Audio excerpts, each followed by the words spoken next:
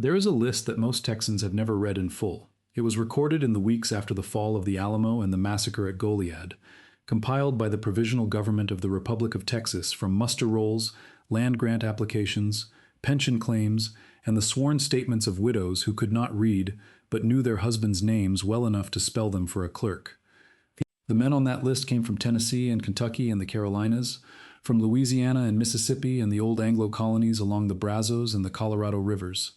Some had Spanish land grants with 3 years of taxes paid. Some had been in Texas for less than 90 days when the war broke out. If you're enjoying this story so far, don't forget to hit the like button and subscribe. Drop a comment telling me where in the world you're watching from. I love hearing from you. What they shared was a surname, a muster roll number, and in most cases, a death before the age of 40. What most of their descendants share today is a DNA result that does not entirely match the story the family always told. The 15 surnames covered here are not the most famous names from that conflict. Sam Houston is not on this list, and neither is Jim Bowie. What the record shows, when you pull it apart county by county and cross it against genetic study data from the past 2 decades, is something quieter and more specific. These are the surnames that appear at a disproportionate rate across the pension rolls, the land bounty warrants, and the headright certificates issued by the Republic of Texas between 1836 and 1846. They are surnames that migrated into Texas along documented corridors from the American South and Mid-Atlantic, surnames that carry a genetic signal in their male lines that points back to a set of founding populations most descendants have never considered. The first name on the list is Travis. William Barrett Travis, the 26-year-old lieutenant colonel who commanded the Alamo garrison, was born in Edgefield District, South Carolina, in 1809. His family had been in the Carolinas for at least 2 generations before that, and before the Carolinas they were in Virginia. The Travis surname in America traces primarily to English colonial immigration in the 17th century, with documented clusters in Tidewater, Virginia, and the coastal Carolinas before the westward push through Cumberland Gap carried the name into Tennessee and eventually across the Sabine River into Mexican Texas. Y-chromosome testing of male Travis descendants has returned results consistent with R1b L21, the haplogroup most strongly associated with Celtic-speaking populations from the British Isles, specifically the Welsh and Scots-Irish migration streams that populated the Appalachian backcountry between 1720 and 1810. The Travis family Bible, held for several generations by descendants in Alabama, lists a grandfather born in Wales. The DNA does not contradict that entry. The second surname is Bowie. James Bowie was born in Kentucky around 1796, and his family had moved through Georgia and Louisiana before he arrived in Texas in the late 1820s. The Bowie name is Scottish in origin, from the Gaelic búd hae, meaning yellow or fair-haired, and it appears in Scottish records from at least the 13th century. The American Bowie lineage traces to Scots-Irish immigration through the port of Philadelphia and the Great Wagon Road corridor in the mid-18th century. Male Bowie descendants who have submitted Y-chromosome results to genealogical databases have returned predominantly I1 haplogroup designations, the Scandinavian origin marker that spread into Scotland through Norse settlement of the Northern and Western Isles. What the census record shows for the Bowie family in Louisiana in 1820 is a household with a racial designation that the family disputed for years afterward. What the DNA shows is a paternal line running clean and unbroken back to the British Isles. The third name is Fannin. James Walker Fannin Jr. commanded the Texian forces at Goliad, where 342 men were executed by order of Santa Anna on Palm Sunday of 1836. Fannin was from Georgia, the son of a planter family with deep roots in the colonial South, and the Fannin surname appears in Georgia land lottery records as early as 1806. The surname is of uncertain etymology, but shows consistent geographic clustering in the Scots-Irish settlement zones of Georgia, South Carolina, and North Carolina before spreading west with the cotton frontier. Male Fannin descendants in genealogical DNA projects have returned mixed R1b results, with the downstream markers pointing toward both the L21 Celtic stream and the U106 Anglo-Germanic stream, suggesting the surname crossed multiple founding population streams in the colonial era before consolidating in the Deep South. The fourth name is Milam. Ben Milam led the assault on San Antonio in December of 1835, the engagement that forced General Cost to surrender the city to the Texians before the Alamo siege began. Milam was killed on the 3rd day of that fighting, shot by a Mexican sniper in a garden near the Veramendi house. He was 57 years old, The Milam surname in America traces to Welsh and English immigration in the 17th and early 18th centuries, with documented clusters in Virginia and North Carolina before the westward movement. Ben Milam himself was born in Kentucky in 1788. The name appears in Virginia county records as early as 1690, and the Welsh origin of the surname is supported by its distribution in Wales, where the variant Milam and Milam appear in church registers from the 16th century onward. The fifth surname is Seguin. This one requires a different framing. Juan Nepomuceno Seguin was a Tejano, a native Texan of Mexican descent, born in San Antonio in 1806. His family had been in Texas since the Spanish colonial period, and his father Erasmo Seguin had hosted Stephen F. Austin when Austin first arrived to negotiate the Anglo-colonization grants. Juan Seguin served as a captain in the Texian cavalry at San Jacinto, commanded the only company of Tejano soldiers who fought under Houston, and later served as mayor of San Antonio and senator in the Republic of Texas legislature. His name appears on the pension rolls and the muster records, alongside the Anglo surnames that dominate this list, which is exactly the point. The Texas independence movement was not a purely Anglo enterprise. The Seguin surname carries a Basque origin paternal line, and Y-chromosome data from Basque and colonial Mexican male descendants shows haplogroup R1b M269 frequencies consistent with the Iberian founding population that colonized northern New Spain. Seguin County, Texas was named for Juan. The county seat carries his name on every street sign. Most of the people who live there today have no idea he was Tejano. The sixth name is Crockett. David Crockett arrived at the Alamo on February 8, 1836, with a small company of Tennessee volunteers. He was 49 years old. The Crockett surname is of Irish origin, a variant of Crockett, and the family's documented American line traces through Scots-Irish immigration in the early 18th century, with the family established in the Shenandoah Valley of Virginia before moving into the Tennessee backcountry where David was born in 1786. Y-chromosome testing of Crockett male descendants has returned results in the R1b L21 range, consistent with an Irish or Scots-Irish origin, and the oral tradition in several branches of the family that the original immigrant ancestor came from County Donegal in Ulster is genetically plausible given the haplogroup distribution in that region. If you're hooked on this story, make sure to subscribe and turn on notifications so you never miss an upload. Your support means everything and helps me bring you more emotional stories like this one. The seventh surname is Houston. Sam Houston was born in Rockbridge County, Virginia, in 1793, and grew up in Tennessee after his father died. He commanded the Texian army at San Jacinto, served 2 terms as president of the Republic of Texas, and later served as governor of the state. The Houston surname is Scottish from the place name Houston in Renfrewshire, and the family's American line traces to Scots-Irish immigration in the early 18th century through the port of Philadelphia. Sam Houston's Y-chromosome line, reconstructed through patrilineal descendants, falls within the I1 haplogroup cluster, the same Scandinavian origin marker common among families with deep Scottish lowland roots. What the census record does not show, and what the family correspondence held at the Sam Houston Memorial Museum in Huntsville, Texas does, is the degree to which Houston identified with the Cherokee Nation. He lived with the Cherokee in Tennessee for several years, married a Cherokee woman named Tiana Rogers, and was formally adopted by Chief Uluteka. The autosomal DNA picture for Houston's documented descendants is more complex than the Y chromosome alone suggests. The eighth name is Bowie's partner in the early Texas land speculation circuit, a man less famous than the others on this list, James Kerr. Kerr was born in South Carolina around 1790 and arrived in Texas in the early 1820s as one of Stephen F. Austin's original colonists. He surveyed land along the Guadalupe River and served in multiple engagements during the Revolution. The Kerr surname is Scottish borders in origin, from the old Scots word for a thicket or rough ground near water, and the family appears in Scottish border records from the 12th century onward.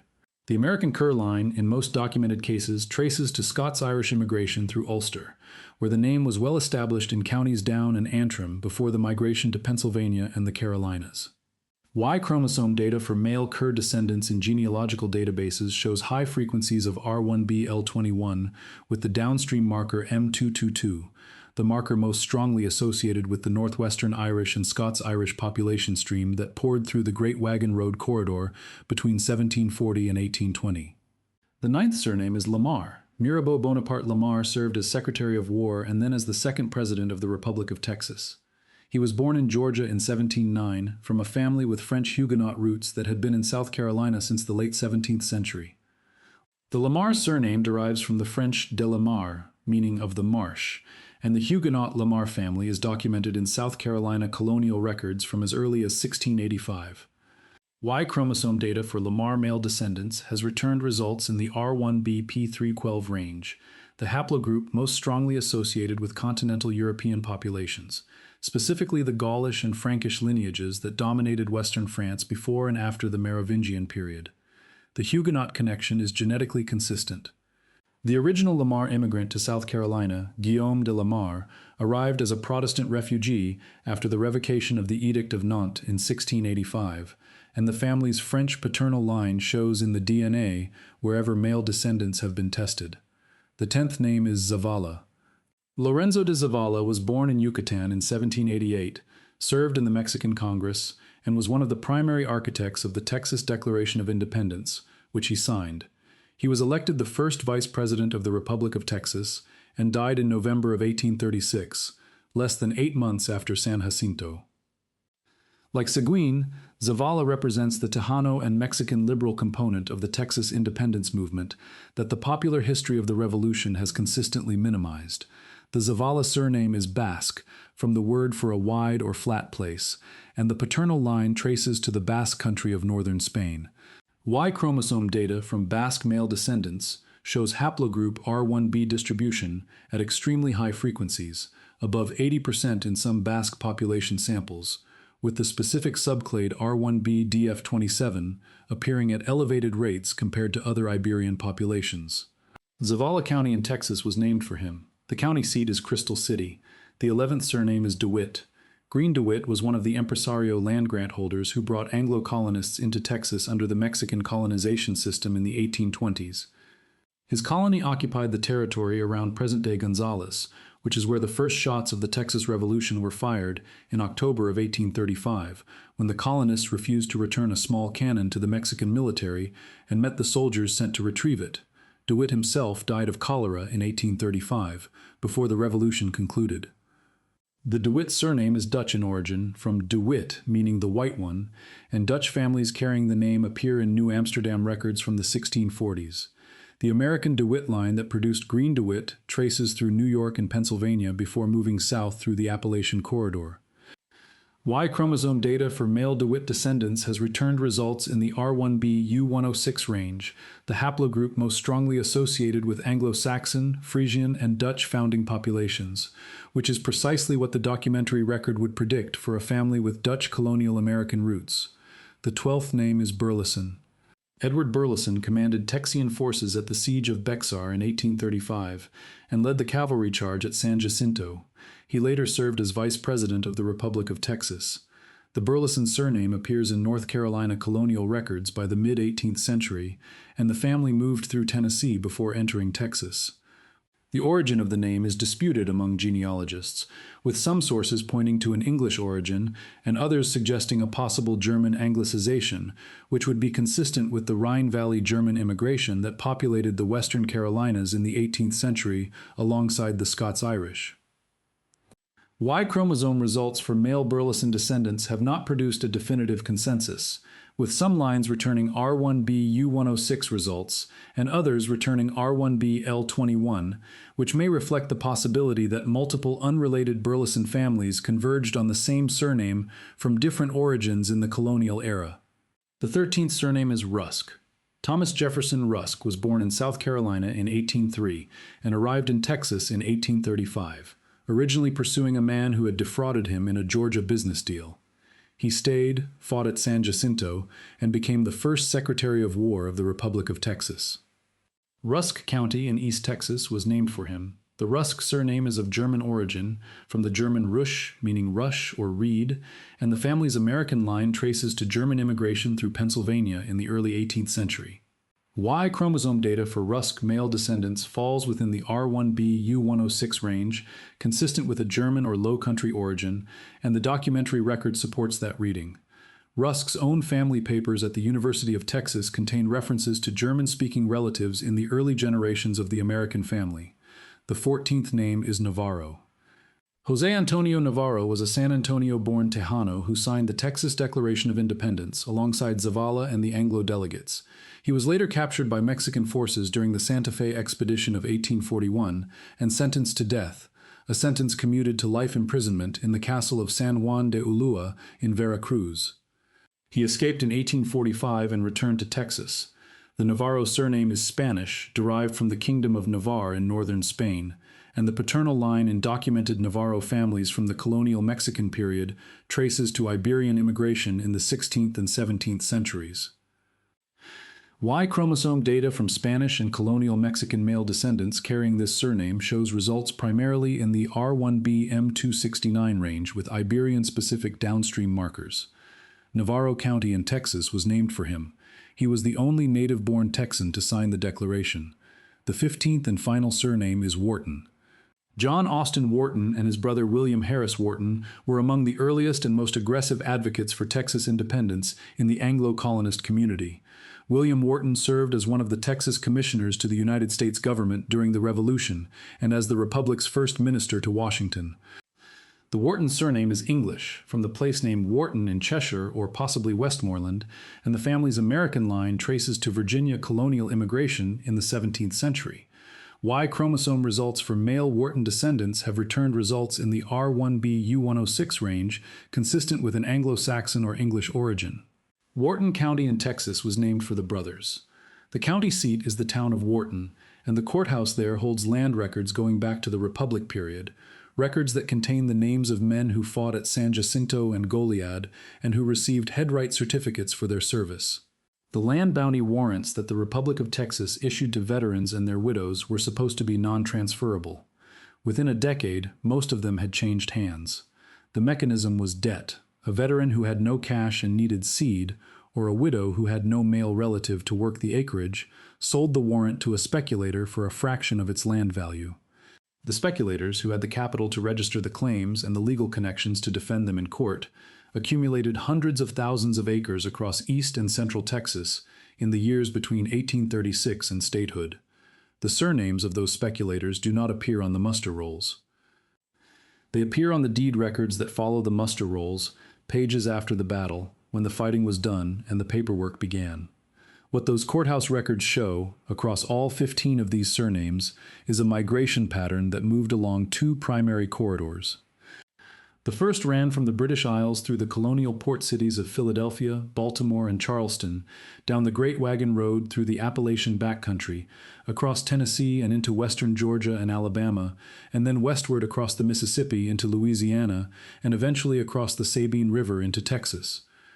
The second ran from Spain and Basque Country through the colonial ports of New Spain, north through what is now Coahuila and into the settlements around San Antonio de Bejar, where Spanish land grants had been in continuous operation since 1718. The Revolution brought both corridors into the same muster rolls.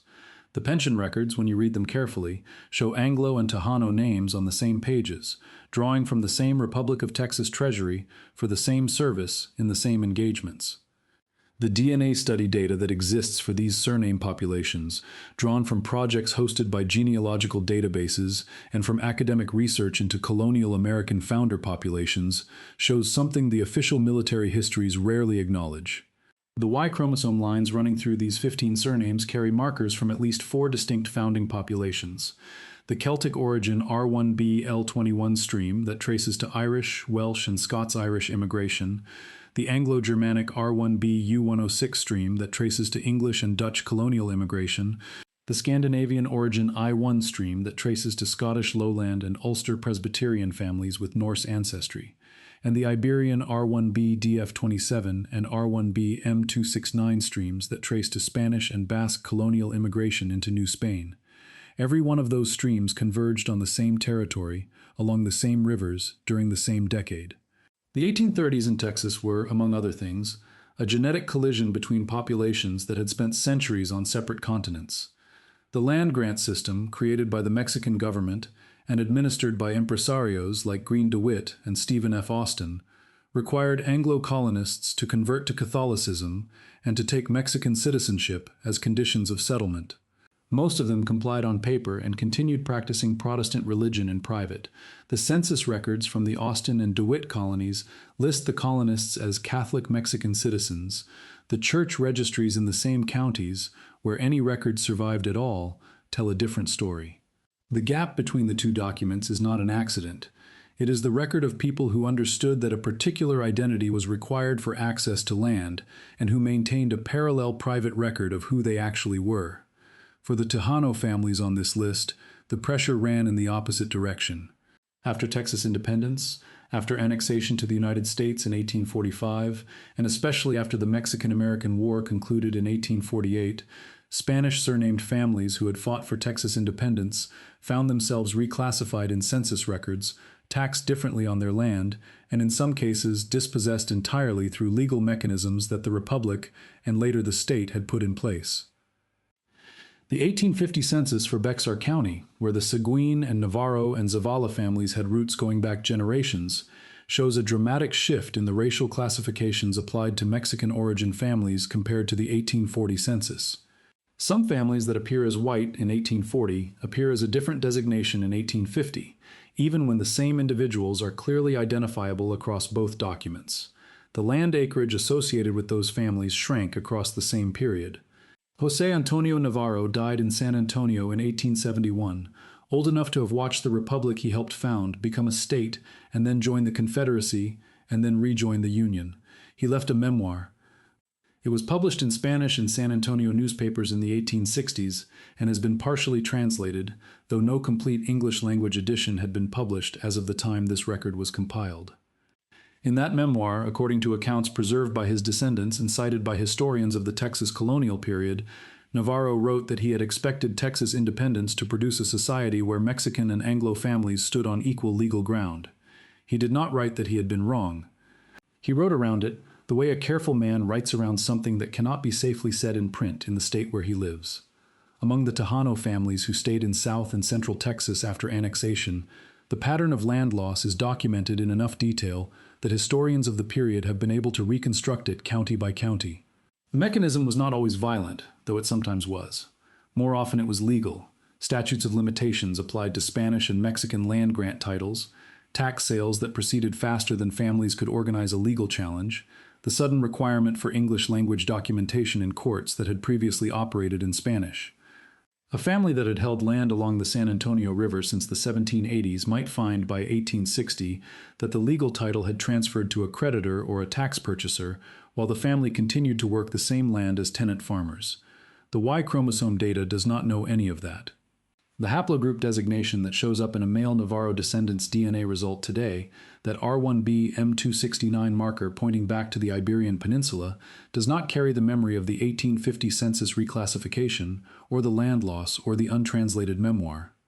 What it carries is older and more specific, the genetic signature of the Basque and Spanish colonial families who built the missions and presidios along the San Antonio River 200 years before Texas was a word in anyone's political vocabulary. The genome does not record what the family was told to forget. It records what was there before the forgetting began. Among the Anglo surnames on this list, there are families that carry a similar gap, different in its mechanics but parallel in its structure. The Scots-Irish families who moved through the Appalachian Corridor in the late 18th and early 19th centuries frequently passed through communities where intermarriage with Cherokee, Choctaw, and Creek families was common enough that it appears in the land records and church registries of western North Carolina and eastern Tennessee. The families that moved into Texas in the 1820s and 30s sometimes carried that ancestry in their autosomal DNA without any record of it in the family oral tradition. The grandmother, who was described as having dark complexion and straight hair, appears in the family papers but not in the census column for racial classification because the family had already made a decision about how they were going to appear in the official record. That decision, made in a specific county in Tennessee or Georgia or Alabama, sometime between 1800 and 1830, is the reason the DNA result returned a percentage that nobody expected. The muster rolls for the Battle of San Jacinto, April 21, 1836, list approximately 900 men. Sam Houston commanded them against a Mexican army of roughly 1,300 under Santa Anna. The battle lasted 18 minutes. The Mexican army lost 630 killed and more than 700 captured. The Texian forces lost 9 killed and 30 wounded. It was one of the most tactically decisive battles in North American history, and the men who fought it were drawn from the 2 migration corridors described above, carrying the Y-chromosome signatures of the British Isles, the Netherlands, and the Iberian Peninsula into a river bottom in what is now Harris County, Texas. The pension files and headright certificates that survive from the Republic period are held primarily at the Texas State Library and Archives Commission in Austin. The land grant records are at the General Land Office, also in Austin, where the original hand-drawn survey maps are stored flat in wide drawers, the ink still legible after 190 years. If your surname appears on this list and your family has any Texas roots at all, those 2 archives contain documents with your family's name on them. The headright certificates issued to veterans of the Revolution granted 1/3 of a league of land, approximately 1,476 acres, to each man who could prove service. The widow's pension files contain sworn statements from women who could sometimes not write their own names but who knew exactly which engagement their husbands had died in and what unit they had served with. What the DNA cannot tell you, and what those pension files sometimes can, is the specific moment when a family crossed from one identity to another, the census year when a surname that had been recorded one way was recorded differently, the generation when the family stopped speaking Spanish at home, or stopped acknowledging the Cherokee grandmother, or stopped using the German version of a name and started using the anglicized one. The genome carries the population signal across all of those thresholds. The archive, when the records survived, carries the date, 15 surnames, 4 founding population streams, 2 migration corridors, 1 18-minute battle. The Republic of Texas lasted from 1836 to 1846, 10 years as an independent nation before joining the United States. In those 10 years, the men and women who had fought for it, Anglo and Tejano alike, built a court system, a currency, a postal service, and a land registry. They also built a racial classification system that would determine, for the next century and more, whose land claims were honored, and whose were contested, whose names appeared in the history books, and whose appeared only in the footnotes of academic papers published 150 years after the events they described. The 15 surnames on this list sit at the intersection of all of those systems, and the DNA carried by their living descendants sits in the same place, readable by a kit purchased online and processed in a laboratory that did not exist 20 years ago. If your surname appears here and your family has told you they were simply Scotch-Irish, or simply Spanish, or simply English, the full record, documentary and genetic, suggests that the word simply is doing more work than the story can support. The Texas independence generation was the product of every migration that preceded it, and the genome of their descendants reflects every one of those origins, whether the family chose to acknowledge them or not. Thank you so much for watching until the end. If you loved this story, check out the other videos on your screen now. I think you'll really enjoy them. And don't forget to subscribe if you haven't already. See you in the next story.